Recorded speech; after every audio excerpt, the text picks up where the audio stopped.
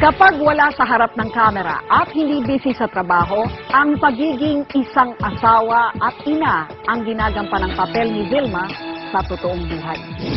Simple, mapagmahal at masayahing inaraw si Ate V para kina Luis at Ryan. Maasikasong misis naman para kay Senator Ram. Samahan niyo po akong silipin ang buhay ni Ate V sa kanyang best performance sa likod ng kamera.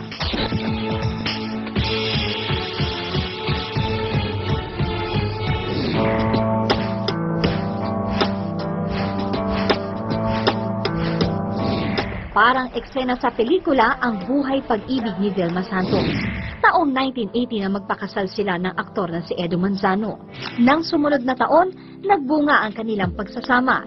Ipinanak niya ang ngayon actor TV host na si Luis Philip Manzano o Lucky, pero tila mapaglaro ang tadhana sa love life ng star for all seasons. Matapos ang 5 taon, nauwi sa hiwalayan ang kanilang pagsasama. When they broke up, wow, I was 4 or 5. Mga ganun I'm sure they explained it well kasi it was never an issue for me. Hindi ko nga pinagdaanan. Hindi naman daw malilimutan ni Ate V ang taong 1985. Sa taon na kasunto, muling tumibok ang kanyang puso. Nakilala niya ang nooy 21 years old na estudyanteng si Ralph Recto na mula sa angkan ng mga politiko sa Batangas. Hindi raw naging hadlang sa kanilang pagliligawan ang 10 taong agwat ng kanilang edad. Nakita ko maganda, linapitan ko. So, para makilala ko.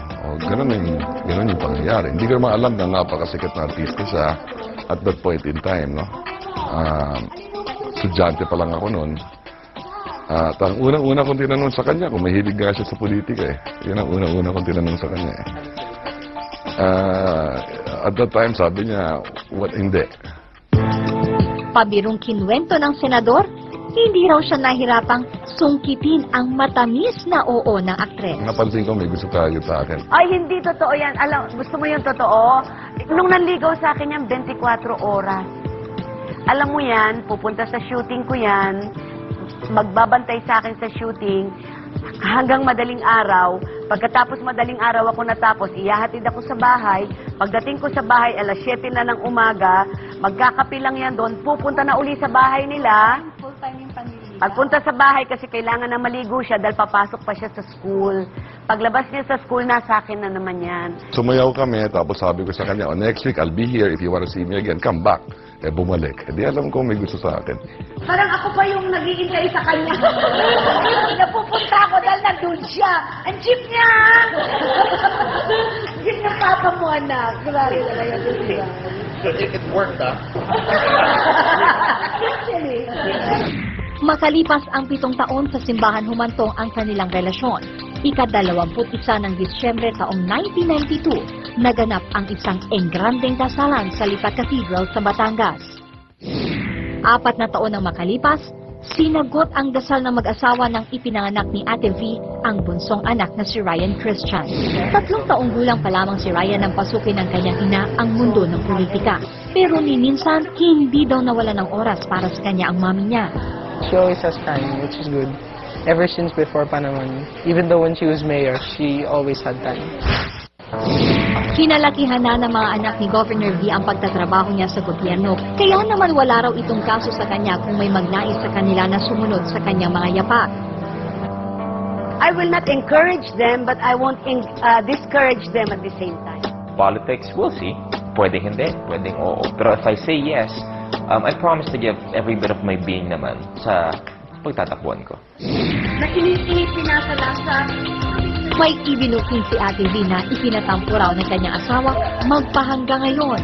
Malaking tampo sa akin ng papa mo when I did not attend his graduation. Nag-away ka doon. Wala ka pa. Sa pelikula, hindi na mabilang ang pagganap ni Ate V bilang isang ulirang ina. Pero sa totoong buhay, ito raw ang pinakamasaya niyang ginagampan ng papel. Basta't huwag lamang daw eksena sa kusina ang ipapagawa sa kanya. I don't know how to cook except one dish nga yung binanggit ko, yung meal-in-one lang. The one and only, and that's it. Not even magsaing. Ay, really?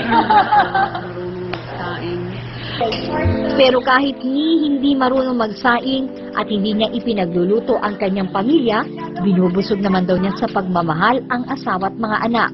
At inuuna raw niya ang pamilya bago ang showbiz at bago ang politika. Kayo, Governor, full-time yung trabaho niyo as a public servant. The same goes with Senator Ralph.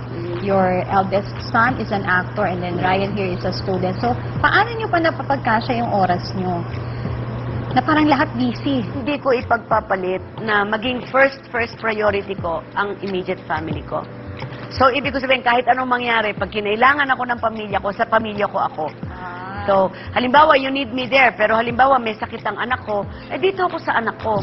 Konting-konting metro. May isang bagay daw na hindi pwedeng mawala kay Ate V sa tuwing manunood ng telebisyon. Meron siyang ganito kalaking bubble wrap. And manonood din ng TV yan for how many hours? Walang ibang ginagawa kundi pinuputok yung bubble wrap. Dagdag pa ng panganay na anak, may kakaibang beauty secret daw ang kanilang ina. Nag-ano yan? Facial exercise. Literal na gano'n. Gumagano siya para please daw yung skin tight sa face. Natanong niya kay mommy yung one time, ano po nag-facial exercise yan? Nag-lock jaw. Yes! Ginanon daw niya talaga kasi nag-lock. Sa aming panayam kay Ate V, may isa pa kaming anggulo na natuklasan sa kanya. I'm a very good artist. Kung natuloy-tuloy ko yung college ko, talagang fine arts or mass comm. Kasi I really enjoy drawing. It can be fashion, it can be animal, it can be anything. But I'm left-handed. Sinampulan kami ni Ate V ng kanyang husay sa pag-sketch.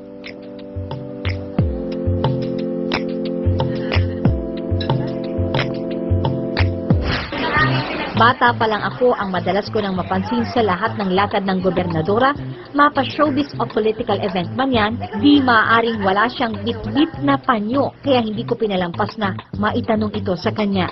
Ang trademark is the handkerchief. Yes. Bakit? Ito na ang naging security blanket ko.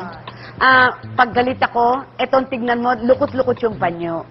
Pag galit ako, pagka pawis ako, ito rin ang gamit ko. Pag tense ako, ito rin ang iniikot ko. So, ito na yung parang naging security blanket ko. And at the same time, nakilala ako sa panyo. Ang estado ng buhay ni Ate V ngayon, maligaya sa piling ng pamilya, pinagkakatiwalaan sa mundo ng politika, I think they're happy. at hinahangaan sa industriya ng telebisyon at pelikula. Wala na raw mahihiling pa ang star for all seasons. So far, so good. With the guidance of the Lord, I think as a family a person and at the same time as a public servant, I think I am doing quite well. So as far as your life is concerned, no regrets. And as far as my life is concerned, no regrets at all. In fact, I just want this kind of life. I don't want to aim for more. Hinahangaan sa harap at likod ng kamera ang maningning na bituin ni Vilma. Pero ika nga, ang punong hitik sa bunga, marami ang bumabato. Yan ang anggulo ni Vilma Santos Recto. Isang muka. Iba't ibang pananaw, isang kwento.